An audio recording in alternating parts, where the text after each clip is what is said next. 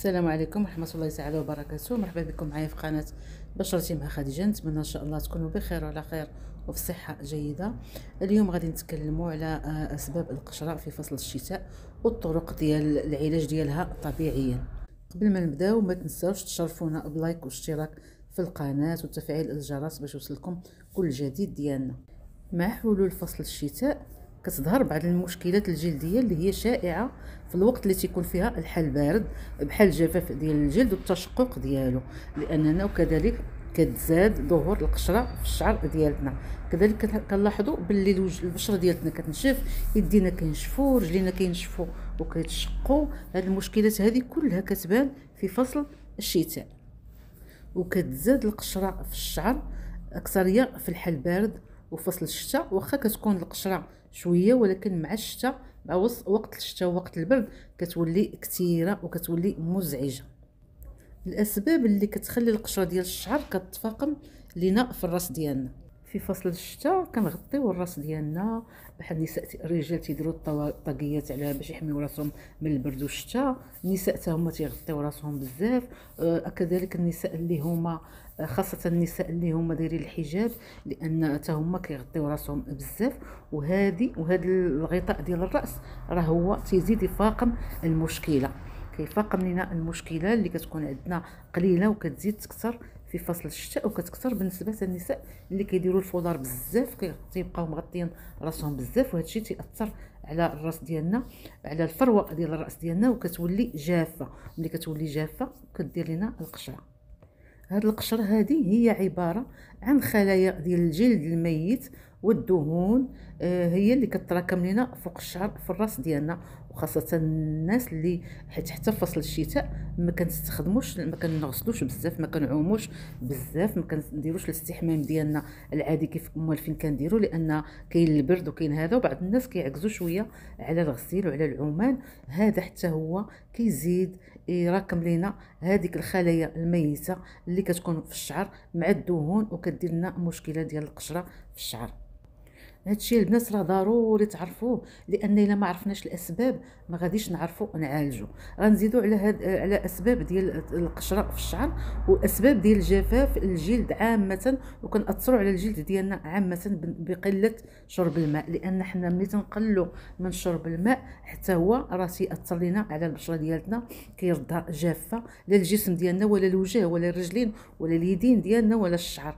ضروري شرب الماء 8 الاكواب في النهار، وخاصه في فصل الشتاء، لاننا كنساو الماء، لاننا ما كنحسوش بالعطش في فصل الشتاء. فضروري نشربوا الماء، ضروري نحطوا قرعه حدانا باش نبقاو نشربوا الماء، باش الجسم ديالنا حتى هو يترطب بالماء، ونقص لنا هذه المشكله ديال القشره، ونقص لنا مشكله ديال الجفاف ديال الجلد ديال الجسم ديالنا، والمشكله ديال جفاف فروه الراس.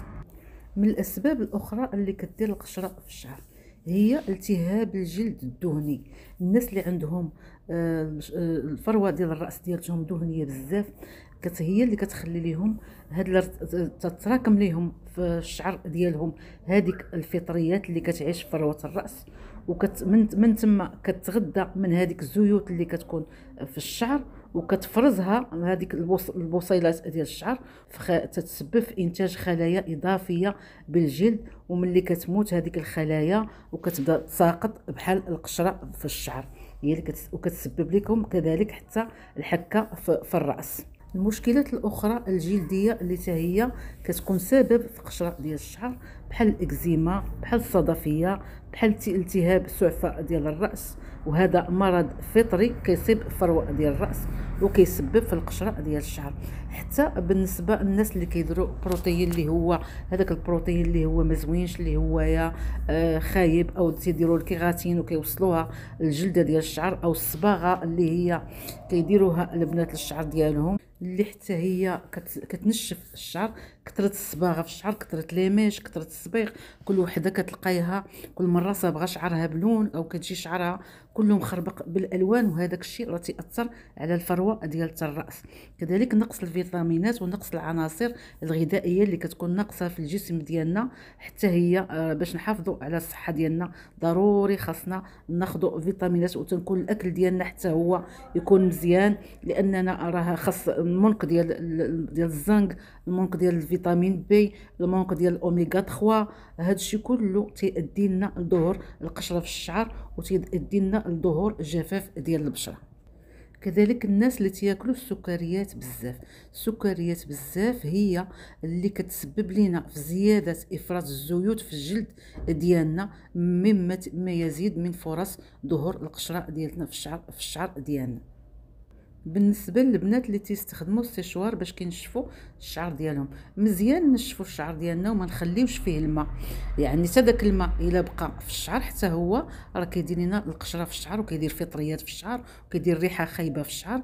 لهذا خصنا نشفوا الشعر ديالنا، ولكن الحراره ديال السيشوار ما تكونش مجهده بزاف، تكون الحراره طبيعيه، ونبعدوها على فروه الراس باش نشفوا الشعر ديالنا. كذلك نحافظوا على التغذيه الصحيه، بحال ناكلوا الفواكه في فصل الشتاء، ناكلوا الخضروات، البيض، الاسماك، يعني ديك الاوميغا 3. راه كل هذا الشيء مفيد للصحه ديال الشعر ديالنا، مفيد لصحتنا ومفيد للبشره ديالنا. نمشطوا الشعر ديالنا مزيان، نديروا مساج للشعر باش نحفزوا الدوره الدمويه في الشعر، وبهذا كتزاد لينا حتى نمو الشعر كيتزاد، ونحفزوا باش تفرج لينا نحفزوا الدوره الدمويه في الفروه ديال الراس، باش هي تفرز هذيك الدوره ديك الفروه ديال الراس، تفرز لينا الزيوت اللي هي كتحافظ على صحه ديال الفروه ديال الراس، وكتحافظ على صحه ديال الشعر. يعني دائما في الليل قبل ما ننعسوا نقلبوا شعرنا القدام ونمشطوه بالعكس، هذا الشيء كيحفز الشعر باش كينوض الشعر، وكذلك تينقص لينا جفاف ديال فروه الراس، وكيزيد لينا في نمو الشعر، وتنقص لينا من القشره. كذلك نتجنبوا كذلك التوتر. التوتر راه مشكله كبيره، راه تيفاقم جميع مشكلات المرض اللي كنتصابوا بهم في الجسم ديالنا بسبب لو ستريس راه صعيب البنات، وحاولوا تمارسوا الرياضه، حاولوا ديروا ممارسه الرياضه ديال اليوغا باش ترخاو، لان الرياضه راه مهمه ومفيده، ونتجنبوا التوتر، نتجنبوا اي حاجه غادا دير لنا مشكله في الجسم ديالنا عامه نتجنبوها. دابا غنعطيكم نصائح اللي هي نصائح طبيعيه باش نعالجوا هذه المشكله ديال القشره. النصيحه الاولى هي غادي تكون واحد عصير ديال البصله مع عصير ديال الثوم. البصله راه مهمه ومفيده بزاف، غتعالج ديك الفطريات اللي كتكون في الفروه ديال الراس. ندلكوا بها الفروه ديال الراس ونغسلوه من بعد 15 دقيقه. كذلك غناخذوا مزيج ديال الزيوت، يا اما هذه الوصفه يا اما الوصفه الاخرى. الزيوت اللي هي مفيده للقشره ديال الشعر، ومفيده حتى الجلده ديال الشعر، بحال زيت جوز الهند، زيت الزيتون، زيت اللوز، زيت الخروع. هادو كلهم نخلطوهم كلهم ونزيدوا عليهم واحد نقيطات قلال ديال زيت شجره الشاي. حنا كنعرفوا زيت شجره الشاي هي كتعالج وفعاله بزاف للقشره. هاد التحضير ديالها غادي نخلطوا هاد الزيوت هادي، غادي نسخنوها، غنزيدوا على زيت شجره الشاي، نقدروا نزيدوا عليها شجره الشاي، يعني لي زويل ايسونسيال ديال شجره الشاي، او الا ما عندناش نديروا غير زيت شجره الشاي. نسخنوا هاد الزيوت ونحكوا بها الجلده ديال الشعر ديالنا، ونخليوها 30 دقيقه في الشعر ديالنا ونغسلوها، ما نخليوش الزيوت بزاف في الشعر ديالنا. الوصفه الثالثه هي ديال خل التفاح او الخل العادي، حنا كنديروا غير الخل العادي، هو من الاحسن الا كان عندك خل التفاح راه مزيان، هو راه تيقضي على القشره ديال الشعر ونقدروا نخفوه بالماء عاد باش نديروه. هنا كناخذوا الخل، كنديروه في واحد الزلافه، وكناخذوا هذاك قطن طرف ديال القطن، ونبداو نحكوا به الجلده ديال الشعر كامله، نحكوها به كامله نخليوها واحد 5 أو 10 دقائق، وديك الساعه نغسلوا الشعر ديالنا. وممكن كذلك ملي نغسلوا الشعر ونساليو، ناخذوا الخل، معلقه ديال الخل، ونديروها في هذا في الماء، ونشلو بها الشعر ديالنا.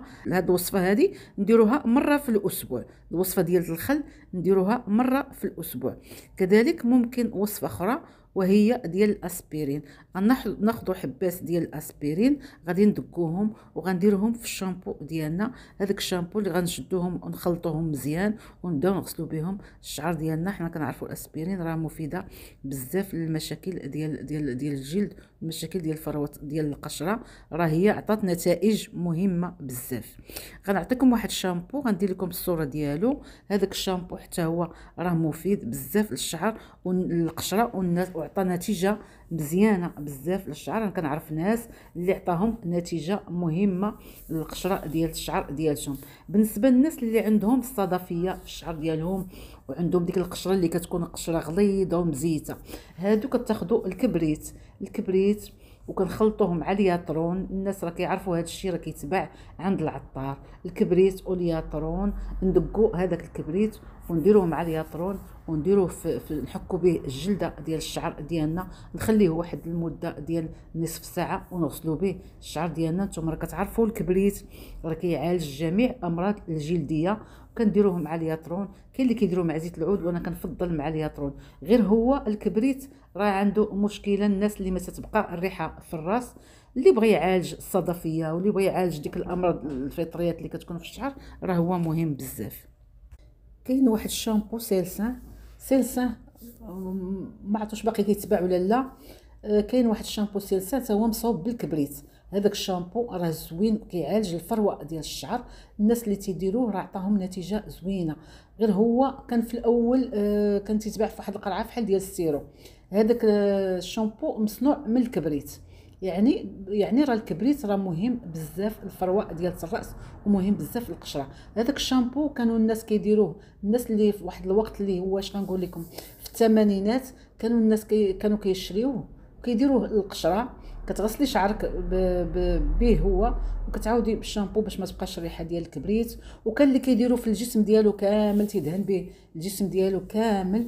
ما نقولش لكم على لابو كيفاش كتولي بالنسبه للناس اللي كيديروه مره في الشهر او مره في 15 يوم، كيدهنوا به الجسم ديالهم كامل، وكيبقاو به واحد قسمين او ربع ساعه وكيشلوا الجسم ديالهم. هذا كيحمي من الفطريات، يحمي من البهاق، يحمي من جميع الامراض اللي كتجي من بعد، اللي كتجي مثلا اللي كتعادى بالخرقه. كاين الناس اللي الخرقه، كاين اللي تيكون فيهم داك البهق ديال العراق، تيكون في الظهر او تيكون في الجسم، راه كيعالج مزيان. هذا الشامبو هذا الا لقيتوه، راه كنت انا واحد المره قلبت في جوجل لقيته، ولكن ما ملي كنسول عليه ما تلقاهش عند لي فارماسي. شوفوا، المهم بحثوا عليه، سميتو شامبو سيلسان. غنحط لكم الصوره ديالو، حتى هو راه مفيد بزاف للامراض الجلديه ومفيد بزاف للشعر. كان اللون ديالو صفر بحال الكبريت. لهذا من الاحسن الا ما لقيتوش السيلسان، خذوا غير الكبريت راه زوين. دقوه، خلطوه مع شي حاجه بحال هكا بغيتو ديروه للجسم ديالكم، خلطوه مع جيل دوش، خلطوه. المهم راه مهم بزاف. هذا بالنسبه اللي بغات ديروا للجلد ديالها. اما اللي بغات ديروا للشعر ديالها، راه انا قلتها ديروه مع الياترون، راه زوين، راه مفيد، اللي كيداوي الصدفيه، يداوي الكزيمه ديال الشعر، يقدر يداوي حتى الكزيمه ديال اليدين وديال الرجلين. ولكن الكزيمه ديال اليدين انا من الاحسن كنطلب من الناس اللي عندهم الكزيمه ديال اليدين والرجلين يبعدوا من الماء، يبعدوا من هذاك جافيل، يبعدوا كاع من ديك المواد اللي هي اللي كنغسلوا بها حنا الماعن وتنقيو بها، راه حتى هي كتدير الكزيمه في اليدين وكدير الكزيمه في الرجلين.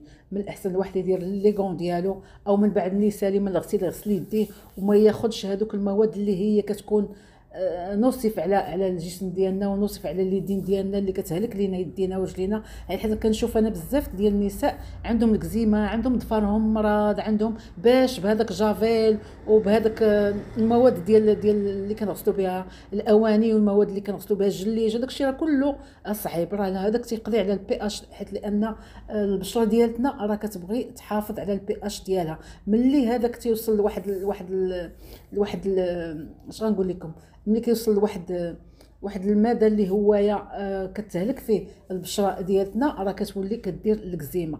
هذا الشيء هو سبب الكزيمه. البنات راه واخا تبقاو داويو، تبقاو تعالجوا، تبقاو تشريو لك كريم والكورتيكويد وداكشي ديروه، راه الا ما درتوش الوقايه راه ما تبراش لكم الكزيمه في يديكم او في رجليكم.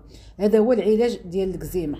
يعني ملي تبعدوا ديروا لي غون ديالكم باش تشقاو. هادو بالنسبه للناس اللي عندهم الكزيمه يديروا لي غون ديالهم.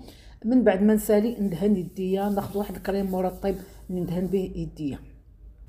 حتى لهنا كيسالي الفيديو ديالنا. كنتمنى ما تنسوش ليا لايك واشتراك في القناه وتفعيل الجرس باش يوصلكم كل جديد، والى اللقاء في فيديو اخر ان شاء الله.